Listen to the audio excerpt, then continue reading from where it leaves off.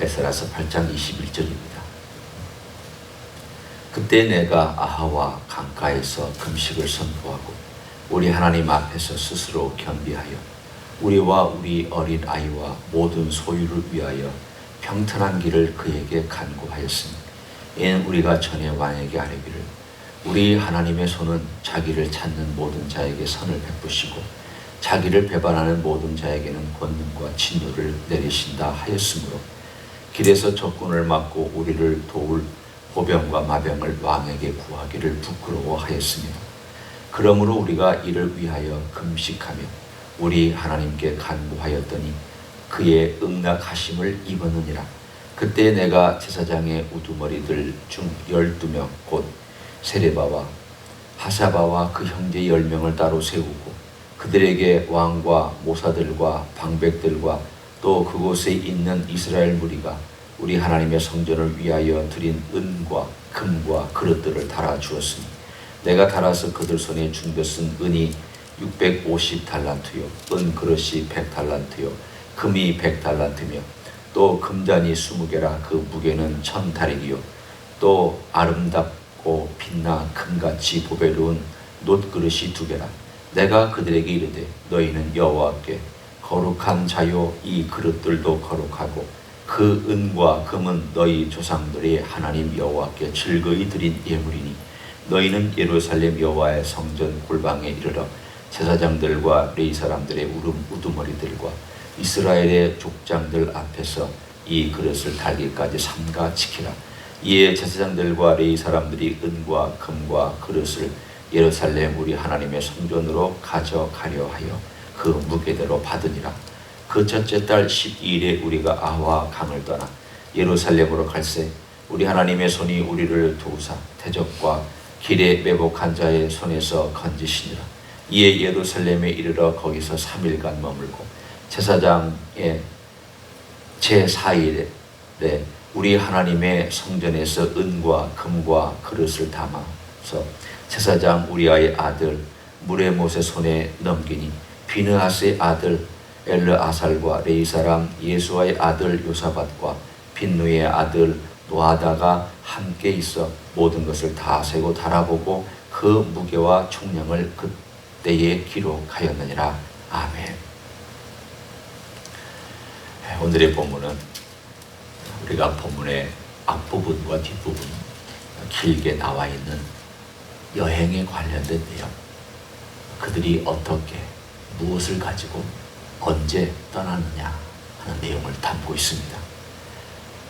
이때에 약 한 1800명, 2000명 정도의 남자들이니까 가족들, 여기 본문에 우리 어린아이들, 우리의 가족들, 이렇게 본문에 에스라가 언급하고 있는 내용을 우리가 포함시킨다면 대략 7, 8천 명 정도의 숫자가 함께 그 바벨론 땅을 떠나서 먼 거리를 여행하면서 도보로 예루살렘까지 오는 그 여정입니다.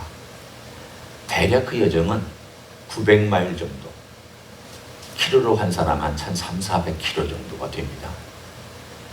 그 정도 거리면 여기서부터 샌프란시스코를 지나서 캘리포니아 저 북쪽까지, 그러니까 캘리포니아 LA에서부터 저 북쪽까지 걸어서 가는 거리. 이 거리를 장정들도 아닌 어린 아이들과 노약자들까지 다 포함해서 걷는 그 길이 얼마나 위험하고 얼마나 멀리 얼마나 오래 걸리는 길이겠습니까? 그런데 오늘 본문의 이야기를 쭉 읽고 그리고 그 이야기 가운데 우리가 듣고 나면은 어떻게 갔을까?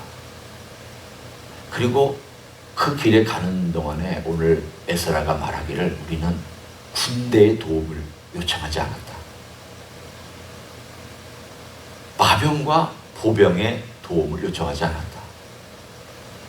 그러니 이 여행은 전적으로 100% 모험입니다. 아무리 우리가 생각하려 해도 거기서부터 여기까지 이 긴 기간 동안 미국처럼 이렇게 안전한 지역들, 치안이 그래도 잘 돼 있는 지역들을 8,000명이 걸어가는 게 아닙니다. 페르시아가 전체를 지배하고 있다고 하지만 모든 지역마다 다 군대가 있는 것도 아니고 경찰들이 있는 것도 아니고 도시가 있는 것도 아닙니다. 오늘 우리가 읽은 본문을 31절에 보면 그가 짤막하게 기록한 내용을 볼 수 있습니다.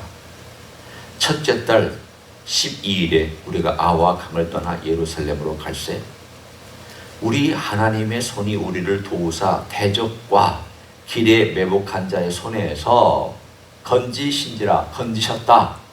이렇게 말씀하고 있습니다. 그러니까 이 길이 아무 문제가 없었던 길이 아닙니다. 우리가 왔더니 평탄하게 되어서 문제가 없었습니다. 도적대도 나타나지 않았습니다. 기후도 아주 좋았습니다. 모든 물자 풍부했습니다. 대적들도 없었습니다. 평탄한 길을 쫙 하고 마치 고속도로를 달려도 왔습니다. 그 말이 아닙니다. 에스라는 그 도적대가 누군지 그 대적들이 누군지를 얘기하지 않고 있지만 분명한 것은 위험한 길을 걸어왔다. 위험한 길을 그가 거쳐왔다라고 하는 것을 짤막하지만 그에게 중요한 것은 대적들이 어떻게 나타났느냐, 어디서 나타났느냐, 언제 나타났느냐 이게 중요하고 그 규모가 얼마나 컸느냐 그게 중요한 게 아니라 핵심은 우리가 하나님 아버지 앞에 금식하며 그것을 기도했다. 두 번째, 하나님께서 우리를 도우셨다. 그 두 가지가 중요했습니다. 그 세세한 내용이 중요한 것이 아닙니다. 하나님 아버지 앞에 그들이 떠나기 전에 금식했습니다. 하나님, 우리가 왕에게 가서 늘 입버릇처럼 얘기했습니다. 왕은 제가 요청한 것은 뭐든지 들어줬던 그러한 사람입니다. 7장에 보면 표현 나옵니다. 하나님께 은혜를 입어 그가 구한 것은 다 왕께 받았다 그랬습니다. 분명히 구할 수 있는 사람입니다. 요청할 수 있었습니다. 그런데도 그는 그걸 요청하지 아니하고 이렇게 간 것은 무엇 때문입니까? 아니 이렇게 요청해도 되지 않습니까? 법이 어긋난 것입니까? 그것이 무슨 하나님의 뜻에 정말 잘못된 그런 방법입니까? 그건 아닙니다. 그가 구한 것이 잘못된 것은 아니고 또는 요청한 것이 잘못된 건 아닙니다. 그러나 우리가 다시 한번 생각해 볼 필요가 있습니다. 그가 만일 왕에게 군대와 마병 이런 모든 것들을 구했을 때에 백성들의 마음과 그의 마음이 어땠을까? 누구를 의지했을까? 가는 길 동안에 그들의 심정은 어땠을까? 편안했겠죠. 군대가 앞서주고 뒤에서 받쳐주면 페르시아의 그 왕실의 군대가 우리를 지켜주는데 평탄한 길 누가 나타나서 우리를 침망하겠느냐? 뭘 잃어버리겠습니까? 하나님을 의지하는 마음을 잃어버립니다. 여행하는 4개월 동안에 하나님께 기도하는 마음을 잃어버립니다. 하나님의 손길을 경험하는 그것을 잃어버립니다. 우리가 신앙의 길을 걸어갈 때에 내가 누구를 의지하느냐, 내가 누구를 바라보고 사느냐, 내가 누구에게 기도하고 있느냐, 내가 누구를 향하여서 내 마음의 중심을 드리고 있느냐, 이것이 내 신앙의 퀄리티를 결정합니다. 이 사람들이 왕을 의지했으면 예루살렘으로 돌아오는 그것만 해도 잘한 것이죠.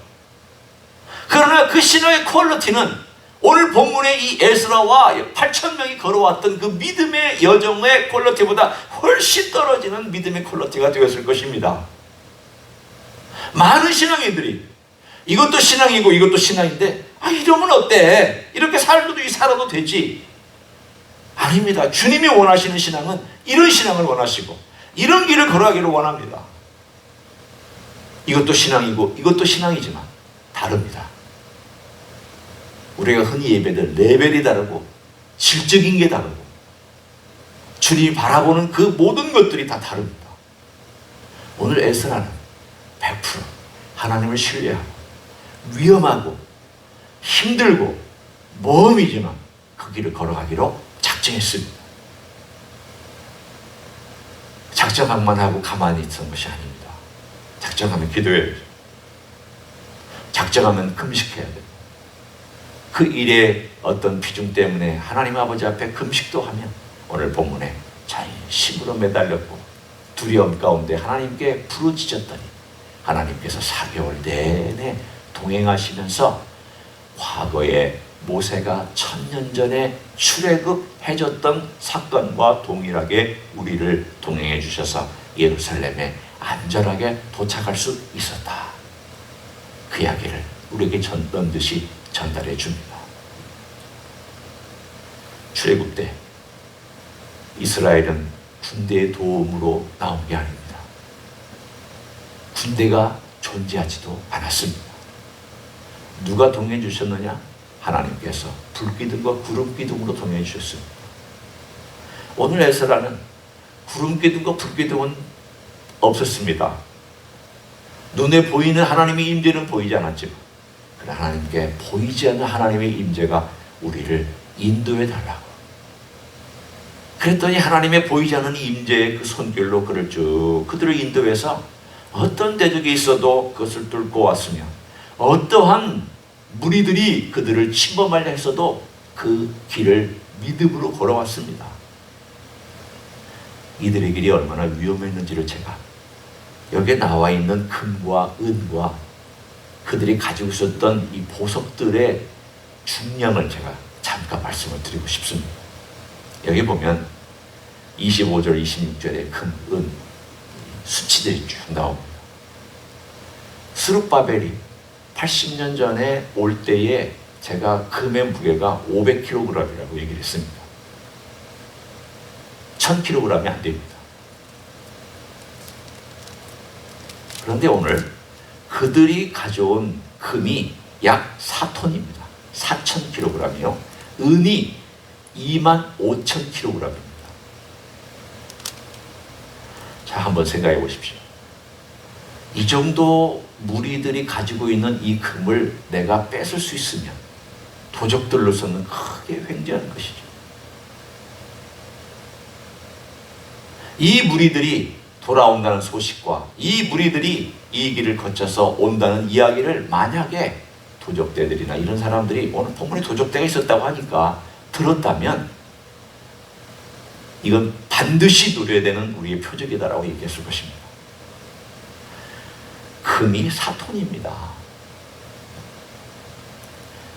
스룹바벨 때보다 더 많은 금을 갖고 오는 것입니다.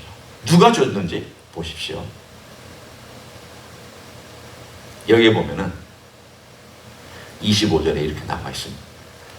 왕과 모사들과 방백들과 그곳에는 이스라엘 무리가. 왕과 방백들과 모사들은 이스라엘 사람들은 아닐 것입니다. 물론 이스라엘 사람들도 섞여 있을 수 있지만 대부분은 아닐 것입니다. 그런데 이스라엘 무리가 그랬습니다. 하나님께로 돌아간다고 하니까 그 바벨론 근방과 바벨론을 살고 있었던 이스라엘 사람들이 나는 돌아가지 못하지만 하나님께 내가 헌금하겠습니다. 하나님께 내 삶의 가장 중요한 물질을 드리겠습니다. 그래서 많이 헌금했습니다. 자기가 가진 전 재산을 바친 사람도 있었을 것입니다. 많은 사람들이 하나님의 성전에 가서 이거 하나님의 영광을 위해 써달라고 드렸습니다. 그랬더니 스룹바벨 때보다 훨씬 더 많은 양을 가지고 그들이 귀국하고 있었던 그 무리가 오늘 본문의 이 7,000명, 8,000명의 무리입니다. 얼마나 위험합니까? 아니 금을 4톤이나 지금 짊어지고 나눠서 가져가겠지만 가져가는 그 무리를 위해서 만약 인간적인 생각이라면 군대 요청해야죠. 도움 요청해야죠. 그런데도 이걸 하지 않은 여러분 이걸 느껴보시라고. 저도 이걸 생각하면서 야, 에스라가 참 하나님 아버지 앞에 믿음의 결단을 했구나. 대단한 결단을 했구나. 이거 그냥 돌아오는 길이 아니구나. 그냥 자기들 집만 행장만 뒤에 꾸미고 가방 메고 혹은 손잡고 걸어온 그 길이 아니구나. 이건 목숨 건 일이구나. 금 때문에 목숨을 잃을 수 있고 은 때문에 이 무리가 다 멸망당할 수도 있는 가장 위험한 길을 그것도 1400km나 900마일이나 그 먼 거리를 노약자들과 모든 물건들을 그리고 가지고 거기까지 왔구나. 오늘의 이야기는 그냥 눈으로만 읽어서가 아니라 상상을 동원해서 우리가 읽어야 될 이야기입니다. 위대한 믿음의 결단을 했습니다. 오늘 우리에게 주시는 도전이 있습니다. 이 믿음의 삶에서 늘 안전하게 걸어가는 삶에서 믿음의 길을 걸어가면 믿음 발전하지 못합니다. 다람쥐 쳇바퀴 돌 때 거기서 돕니다. 믿음은 결국 언젠가 한번 껍질을 깨고 나가는 때가 있어야 됩니다. 믿음은 그 껍질과 위험한 것과 내가 주저하고 있고 못하고 있고 여전히 안 하겠다고 얘기하고 있고 절대 나는 못한다고 얘기하고 있는 선을 긁고 있는 그 부분을 넘어야 믿음이 발전합니다. 이거 넘지 못하면 우리는 오늘 에스라가 보여줬던 위대한 하나님의 손길을 경험하지 못합니다. 저에게도 도전이 되고 저는 이것이 또한 여러분에게도 도전이 되었으면 좋겠습니다. 주님 앞에서 믿음의 길, 정말 안전한 길이야. 주님만 바라보고 주님만 의지하고 주께서 말씀하신 내용뿐만 아니라 주님께서 말씀하지 않았더라도 주님이 기뻐하신 길을 내가 선택하며 가는 그런 귀한 하루와 일생이 되시기를 예수님의 이름으로 간절히 축원합니다. 기도하겠습니다.